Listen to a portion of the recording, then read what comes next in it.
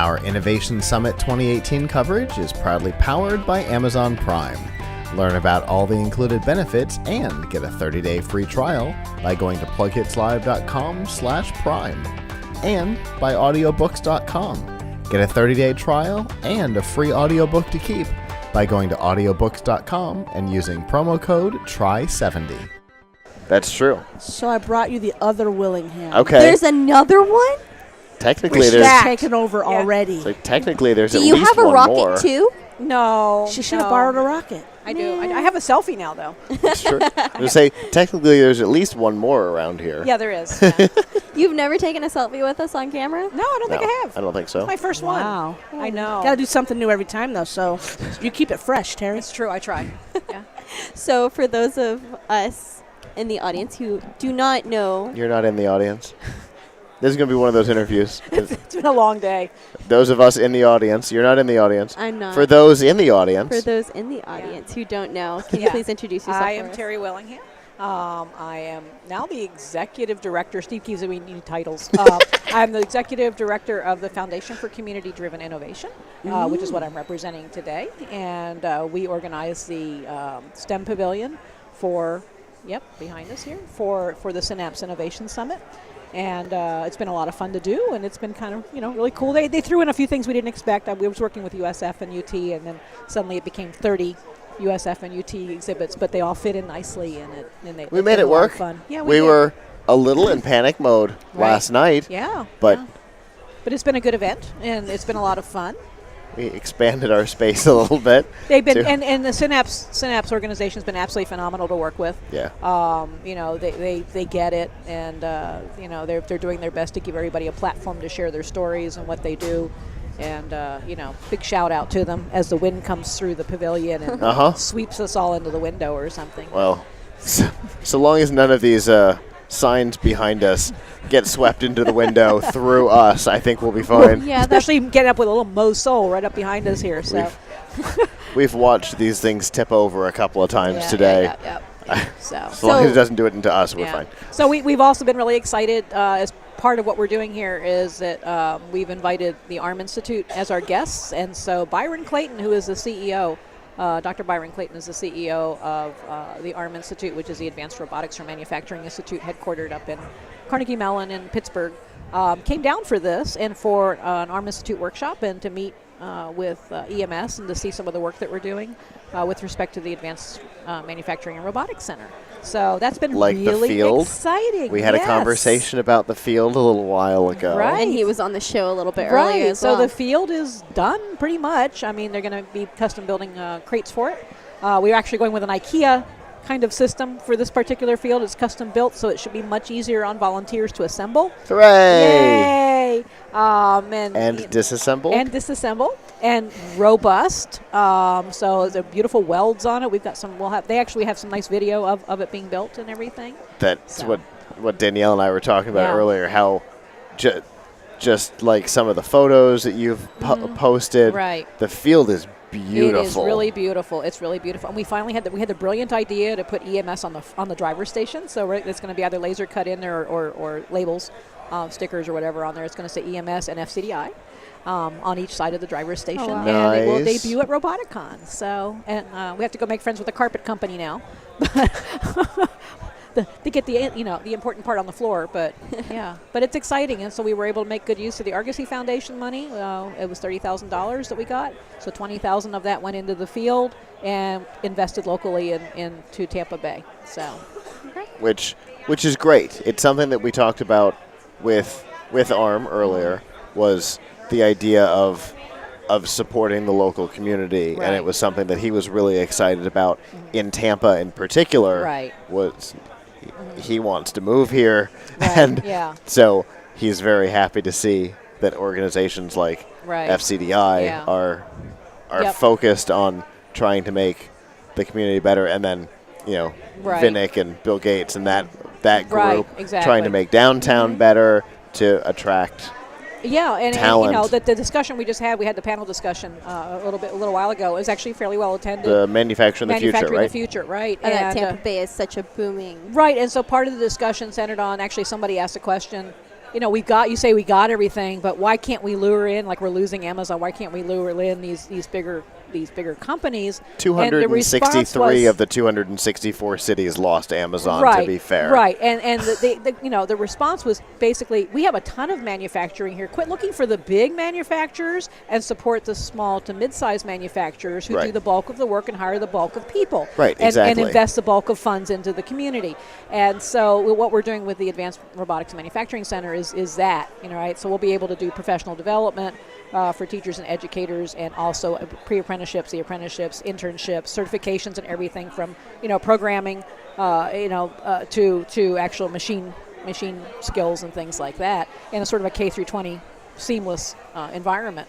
And I think that's the best of all possible worlds. That's my happy vision since we started playing around with makerspaces. Right. Is to a long time ago. Yeah. And so we've been working on these from a good decade. I don't know. A small-ish scale, comparatively. Right. To now this really grand scale. Right. Yeah. Which actually it leverages better use of the community. Co-locating with a manufacturing facility, which already has all the equipment. Bringing in what we have, which is the first components and the expertise in working with K through 12.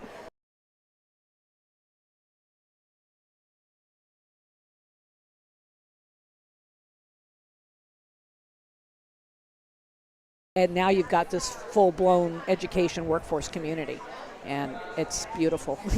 And it's education in an arena, which is something that we spoke with Greg about a little over a year ago now on the show. It's education in an arena that seems to have been abandoned almost entirely by the world. Right. Even the technical colleges that are supposed to be that. Don't do any of the manufacturing and building and tools and stuff like that. And yet everything behind us here is manufacturing. I mean, you look at that skateboard. The skateboard guy's awesome. He's manufacturing these custom skateboards with built-in, storage and all this other 3D printing them and stuff like that.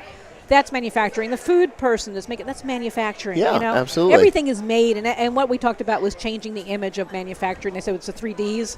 It's dirty, it's dull, and it's, I don't remember what the other one was. Dumb or something. But that it's not any of these things. Yeah. It's modern, it's relevant, and we use it every day.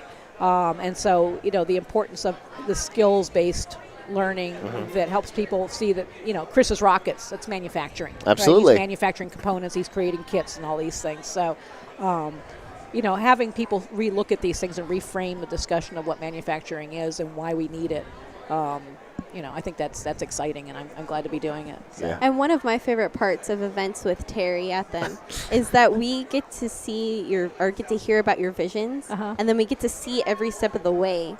And sometimes they don't. I mean, but sometimes it's a nightmare. But occasionally it's always like the growing sense of how everything's working and how you're thinking about and taking it in. Right, and I find it really exciting. I mean, I think it's really cool. It's frustrating sometimes. I would like to draw a paycheck again. I mean, that would be nice.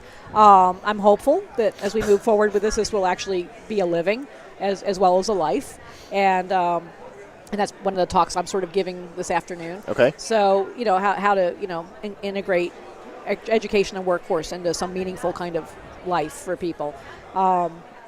But there's setbacks, when you're doing something, and you have to, there's lots of ways up the mountain, and sometimes you're going to fall down halfway and you got to regroup, and that's why you have a team and friends, and, having, as we've gotten better at working with people we like and making a point of selecting people that we like to work with, that's a really important thing. It can't be overlooked. We've tried working with people that we didn't necessarily like, but whose skill sets we thought were important, and the skill sets don't make up for the enjoyment of working with somebody. So you can have the most talented person in the world, but if they're a pain in the neck to work with, you're not going to get anything done. Exactly. You have to be happy doing the thing. Right. And at one point we tried working with some people that didn't necessarily fit into the group, but we thought they're bringing added value in some way. Yeah. Right. But no. Yeah. And so now we've got this enthusiastic, fun, multifaceted, passionate. Yeah, expertise across the board in a variety of things. Yeah. I'm going to have to go dance in a minute. So I am so sad that I can't see the drum rig is fantastic. Yes. I have been excited to see this thing in action, and it's in action right now. They're going to really get it in action in a little bit. Yeah, and it's out of my frame of view, and it makes me very sad. We're going to have to Periscope. It's like the drum rig of death or something. Like I've been trying to see if I could see it in any of the camera views, or if the reflection over there in the window was enough. I keep peering over for a little bit. But I've got a railing right in my way. Too bad. But yeah, so there is no substitute for working with people you like, doing the things you love, And so at this point, we've got a pretty good crew. Tight team of people. And now we've got national support through ARM Institute to make it all work, and the people at ARM Institute are people we like. Yes. So I'm so grateful for that. Hooray. I am so grateful. If you're listening, Brian and Byron and Ryan, we love you. So, just really, really good people with who believe in what they're doing and are good to work with, and that's a pleasure. And we're really excited. We're going up to Pittsburgh as part of our membership thing in November for the member meeting, and so we're excited about that. Thank goodness for finding an organization that happens to have people that you like working with. Right, yeah, exactly. It's like, because that would have been unfortunate, because we would have had to go on without them. But, so we're really grateful, and I really like that. And I hope they like us. So, I think it's been a fun week with them, and it's been fun to show them all the different things we're doing and all the people we're working with and the students that we're working with. He's met Ryder and Vishal, and that's all been great. So. We're always grateful to you guys for letting us share our story. Oh, we love hearing which it. you're part of, so it's all our stories. Yeah. Indeed. Well, we're glad to have the platform to be able to share the stories because, and not even just our core team. Some of the other stories we've had the opportunity to share today have been fascinating. Our neighbor here with his renewable energy-powered streetlights. Yeah, that's fascinating. That's brilliant. It really is. Yeah. We were talking about different implementations for it. So, like college campuses and anywhere, like even my backyard. Yeah, even here. Yeah. I am so going to that website.